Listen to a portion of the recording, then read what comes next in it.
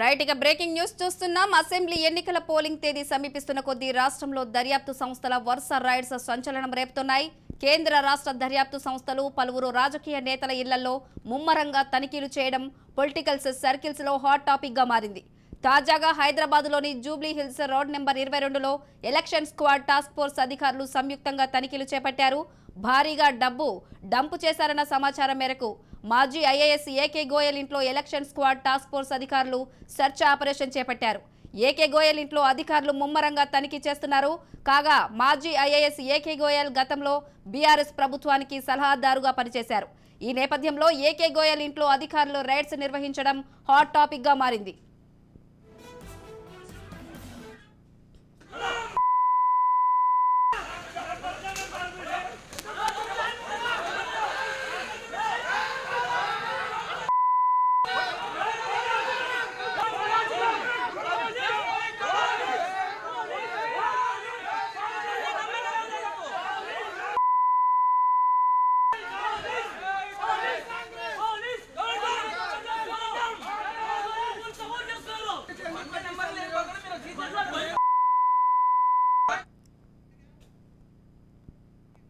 Right ఇదే అంశానికి సంబంధించి మరింత సమాచారం మా senior correspondent Mahender Reddy live ద్వారా అందించడానికి సిద్ధంగా ఉన్నారు. మహేందర్ చెప్పండి, జూబ్లీ హిల్స్ రోడ్ నెంబర్ 22లో అయితే ఎలక్షన్ స్క్వాడ్ టాస్క్ ఫోర్స్ అధికారులు తనిఖీలు చేపట్టారు. భారీగా డబ్బు పట్టుకున్నారని చెప్పేసి చూస్తా ఉన్నాం. ప్రస్తుతం ఉన్న అప్డేట్స్ ఏంటి? ఎస్ రమాదేవి, ఎన్నికలకు మరికొద్ది రోజులు ఉన్న నేపథ్యంలో ఇప్పటికే ఎలక్షన్ అధికారులు దాదాపు కోటాను కోట్ల రూపాయలు అక్కడక్కడ దాదాపు పట్టుకున్న నేపథ్యం కనిపించింది. హైదరాబాద్లో మొన్న మధ్య బీరంగూడలో ఒక బీఆర్ఎస్ నేతకు చెందినటువంటి ఇంట్లో తనిఖీలు చేశారు. మరికొద్ది రోజులు నిన్న లింగంపల్లి మసీద్ బండ దగ్గర 5 కోట్లు పట్టుకున్నారు. మొన్న గండిపేట దగ్గర 7 కోట్లు పట్టుకున్నారు. ఇలా కోటాను కోట్ల రూపాయలు డబ్బులు పట్టుకున్న నేపథ్యంలో మరి నేడు హైదరాబాద్లో జూబ్లీ హిల్స్లో ఏకే గోయల్ మాజీ ఐఏఎస్ అధికారి ఇంట్లో పెద్ద ఎత్తున డబ్బు నిల్వలు ఉన్నాయని చెప్పేసి కాంగ్రెస్ పార్టీ నేతలంతా కూడా ఈసీకి ఫిర్యాదు చేశారు. దీంతో టాస్క్ ఫోర్స్ అందరూ కూడా రావడం జరిగింది.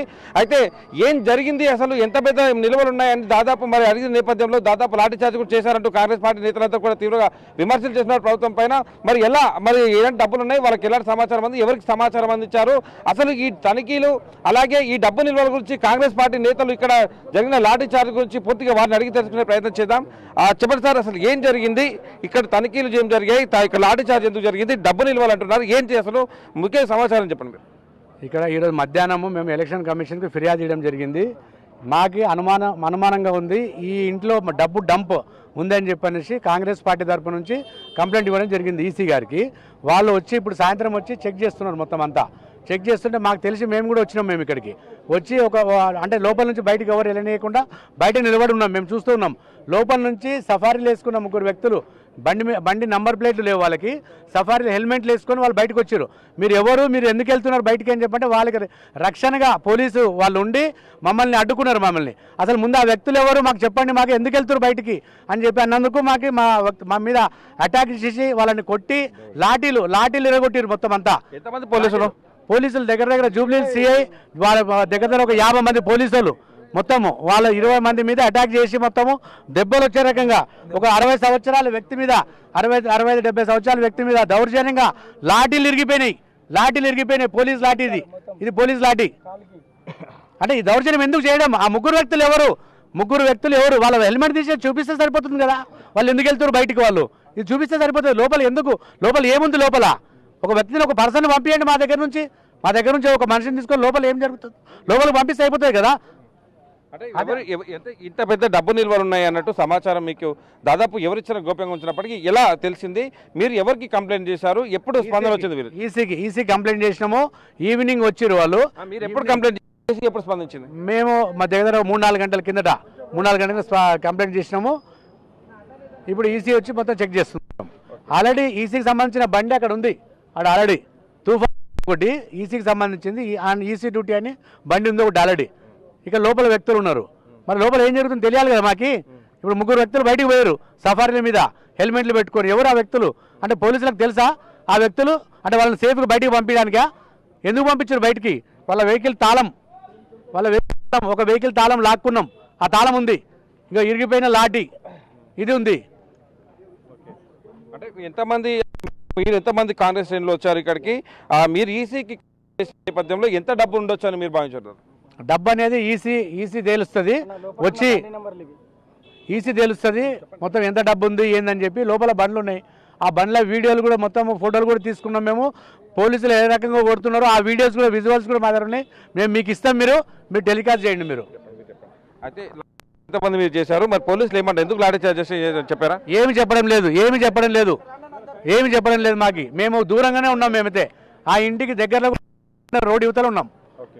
కాదు సార్, మరి ఇంత పెద్ద డబ్బు నిల్వలని మీరు అంటున్నారు, దాదాపు లాఠీ చార్జ్ కూడా చేశారంటున్నారు. మీరు కంప్లైంట్ ఏమైనా ఇచ్చే ప్రయత్నం చేశారా? ఎందుకు లాఠీ చార్జ్ చేస్తున్నారు, ప్రశ్నించే ప్రయత్నం ఏమైనా చేసిరా? ఏమన్నా అసలు ఏ సమాధానం చెప్తున్నారు? ఎవరు కంప్లైంట్, మీరు కంప్లైంట్ చేస్తే ఎవరి మీద కంప్లైంట్ చేశారు? ఈసీ గోయల్, ఇది గోయల్ ఇల్లు అని తెలుస్తుంది, మాజీ ఐఏఎస్ అని. మరి ఐఏఎస్ గోయల్ పేరు ఇచ్చే కంప్లైంట్ చేశారా? ఎట్లయితే ఈ ప్రాంతంలో ఉన్నాయని చెప్పారా? ఏంటి కంప్లైంట్, మీ కంప్లైంట్లో ఏం పొందుపరిచారు? మాకి పర్ఫెక్ట్గా అడ్రస్, పేరు మొత్తం అంతా దాన్ని వివరించి మొత్తం అంతా కంప్లైంట్ ఇవ్వడం జరిగింది. వాళ్ళు కూడా వచ్చారు, వాళ్ళు ఆల్రెడీ ఈసీ వాళ్ళు వచ్చి ఏం మాట్లాడుతారు, లోపల ఏం తెలుస్తున్నారు, లోపల తెలియాలి కదా మాకి. ఆ తరపు నుంచి ఒక పర్సన్ లోపల తీసుకెళ్ళి అసలు ముందు చూపెట్టండి ఒకసారి. ఒక పర్సన్ తీసుకెళ్ళొచ్చు కదా, పోలీసులు పక్కన పెట్టి తీసుకెళ్ళమని చెప్పండి. ఒక ఎస్ఐని పక్కన పెట్టేసేసి తెలుస్తుంది దాంట్లో. అసలు లోపలికి ఎందుకు పోనిస్తలేరు? సరే అందరం వెళ్తే గొడవలు అయితే ఒక పర్సన్ తీసుకెళ్ళమనండి, ఒక పర్సన్ పంపించమని చెప్పండి లోపలికి పోలీస్ని. మా డిమాండ్ అదే. చెప్పండి, మీరు పెద్ద మనిషి, మిమ్మల్ని ఎవరు కొట్టారు, ఎందుకు కొట్టారు, ఎక్కడ కొట్టారు? మీరు నన్ను సిఐ గారు కొట్టారు. మేమంటే వాళ్ళు వచ్చినటువంటి వాళ్ళు ఎవరు, ఇక్కడ జరుగుతున్నటువంటి దానికి పోలీసులు అంత పహారా కావాల్సిన అవసరం ఏమున్నది అనే ఉద్దేశంతో ఆయన పేటోళ్లను మేము అడిగే ప్రయత్నం చేస్తుంటే సిఐ గారు ఆయన సిబ్బందితో వచ్చేసి వాళ్లకు వంత పాడుతూ మా మీద వాళ్ళని అడగనీయకుండా చేసేసి మరి విచక్షణ రహితంగా మరి లాఠీలు ఇరిగిపోయే విధంగా మమ్మల్ని కొట్టడం జరిగింది, భయభ్రాంతులకు గురి చేయడం జరిగింది. ఇలాంటి విషయంలో కాడికి వస్తుంటుంటే వాళ్ళు సిఐ గారు ప్రవర్తించిన విధానం ఏంటంటే చట్టాన్ని రక్షించాల్సిన విషయము, మేము అంటున్నటువంటి మా అనుమానాన్ని వాళ్ళు ఏం చేయాలి అని అంటే దాన్ని తీర్చాలా, అది నిజమా కాదా. కానీ వాళ్ళు ఒకవేళ వేరే వాళ్ళు అయినా కానీ ఆ డబ్బుకు వీళ్ళకు సంబంధం లేకపోతే పారిపోవాల్సిన అవసరం వాళ్ళకి ఏముంది? చెప్పకుండా చేయకుండా తలంచుకొని వంగి వెళ్ళిపోయి బండ్ల మీద వెళ్ళిపోయే ప్రయత్నం ఎందుకని అవసరం ఉన్నది అని చెప్పేసి అది మాకు సభాముఖంగా తెలియాలా. అదే కాకుండా వీరికి ఈ విషయం పోలీసులకు ముందే తెలిసి ఉన్నట్టున్నది. అందుకని మమ్మల్ని వాళ్ళకు దారి ఇవ్వడానికి కొరకు మా మీద విచక్షణ రహితంగా లాఠీ చార్జీ చేసారు, మమ్మల్ని చిత్క కొట్టించారు. అంటే ఎక్కడెక్కడ నుంచి వచ్చారు మీరు కాంగ్రెస్ అంతా ఇక్కడికి? సార్ మేమంతా కూడా జూబ్లీస్ నియోజకవర్గం రహమత్నగర్ డివిజన్ నుంచి వచ్చామండి. పక్క ఆధారాలతోనే ఈరోజు మేము 355 ప్లాట్ నెంబర్ ఇంటిలో డంప్ అయ్యింది. కోష్ గోయలు ఆయన కాంగ్రెస్ కార్యకర్తలకు, ఐఏఎస్ ఆఫీసర్లా కాదు, కాంగ్రెస్ కార్యకర్తలా ప్రవర్తిస్తున్న వ్యక్తి, టీఆర్ఎస్ కార్యకర్తలాగా ప్రవర్తిస్తున్న వ్యక్తి. ఇవన్నీ నుంచి మేము వచ్చాం. దయచేసి మేము వచ్చింది కూడా 50 మంది 100 మంది కూడా దాదాపు 20 మంది మేము ఉన్నాం. 20 మంది మేము ఉంటే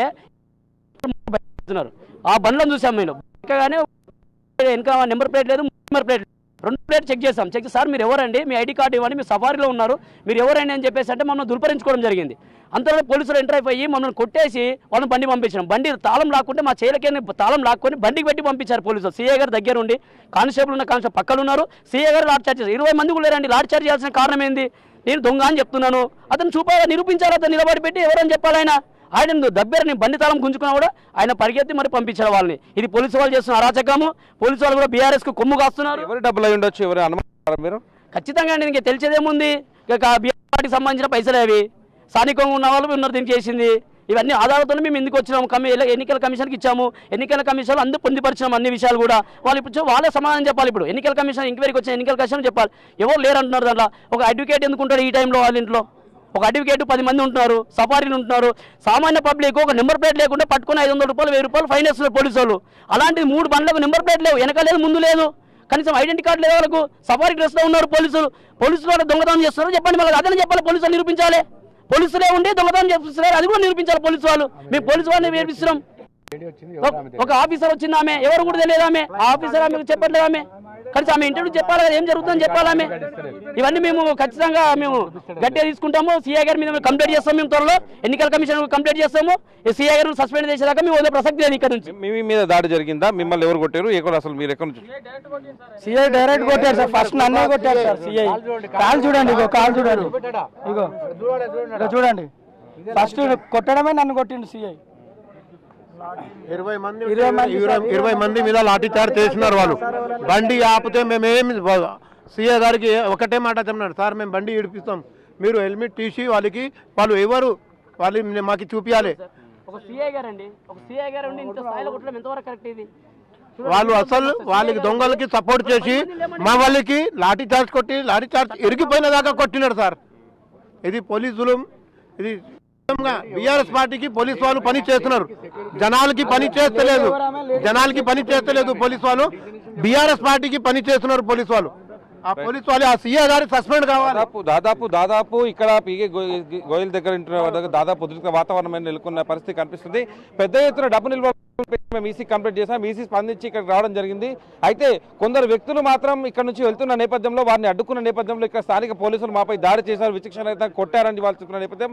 ఒక అధికారి కావచ్చు, మరో మహిళ అయితే ఇక్కడ గోయల్ ఇంటి దగ్గర ఉన్నారు. ఆ మహిళకు ఆమె ఏంటి ఉద్యోగం ఏంటి, ఇక్కడ ఏం చేస్తున్నారు, ఇక్కడ ఏం పని అని స్థానిక ప్రశ్నించినందుకు కూడా వాళ్ళు కొడుతున్నారని చెప్తూ దాదాపు ఆ రకంగా ఇక్కడ లాఠీ చార్జ్ కారణాలు ఏంటనేది స్థానిక పోలీసులు అడిగి తెలుసుకునే ప్రయత్నం చేద్దాం. సార్, ఇక్కడ లాఠీ చార్జ్ అనేది పెద్ద ఎత్తులో జరిగిందంటున్నారు, కారణం ఏమంటే చెప్పగలుగుతారా సార్? సార్ ఒకసారి చెప్తారా సార్, ఒకసారి ఎందుకు లాఠీ చార్జ్ చేయాలని అవసరం ఏమొచ్చిందంటారు? లాఠీ చార్జ్ చేయలేదండి, ప్లీజ్. లాఠీ చార్జ్ ఏం చేయలేదు సార్, లాఠీ చార్జ్ ఏం జరగలేదు సార్. ఓకే, మొత్తానికి అయితే సీఏ గారు లాఠీ చార్జ్ జరగలేదని వాళ్ళు చెప్తున్న పరిస్థితి కనిపిస్తుంది. ఓవైపు దెబ్బలు కొట్టారు, కిడిగిన లాఠీలు అంటూ చెప్తున్న పరిస్థితి కనిపిస్తుంది. మరోవైపు మల్లు రవి గారు కూడా ఉన్నారు. మల్లు రవి గారు మరి దీనిపైన మరి ఏ రకంగా మాట్లాడతారనేది ఒక లైవ్లో ఉన్న పరిస్థితి కనిపిస్తుంది. దాదాపు మరి కొట్టడానికి గల కారణాలు ఏంటంటే కాంగ్రెస్ శ్రేణులు అయితే చెప్తున్నారు, మేము ఇక్కడ పెద్ద ఎత్తున డంప్ ఉంది ఖచ్చితంగా అన్నట్టుగా ఈసీకి అయితే కంప్లైంట్ చేశాం. మరి ఈసీ దానికి పరిలోకి తీసుకొని ఇక్కడ ఎంత డబ్బు ఉందనేది దాన్ని సేకరించి ఎక్కడికక్కడ ఫ్లైయింగ్ స్క్వాడ్ వస్తుంది, మీరు ఇన్ఫర్మేషన్ వచ్చేటికి ప్రతి చోటికి వస్తున్న నేపథ్యం కనిపిస్తుంది. మరి అలాంటి స్పందన ఉన్నప్పుడు ఇలాంటి డంప్ అయితే ఉంది, ఒక ఇంట్లోనే ఉంది అని చెప్పిన నేపథ్యంలో వారు వచ్చారు, స్పందిస్తున్న తరుణంలోనే కొంతమంది ఇక్కడికి రావడం, మరి అగంతకు వ్యక్తులుగా దాదాపు మరి బైక్ల పైన హెల్మెట్ పెట్టుకొని దొంగచాటున వెళ్ళాల్సిన అవసరమే వచ్చింది. వారికి పోలీసులు ఎందుకు వత్తాసు పలికారంటూ కాంగ్రెస్ పార్టీ నేతలు ఇక్కడ గోయల్ ఇంటి వరకు అయితే వచ్చి దాదాపు నిరసన వ్యక్తం చేస్తున్నారు. ఏదైనా సరే పూర్తిగా విశిష్టాత్మకంగా ఉండాల్సిన పరిస్థితి ఉంది.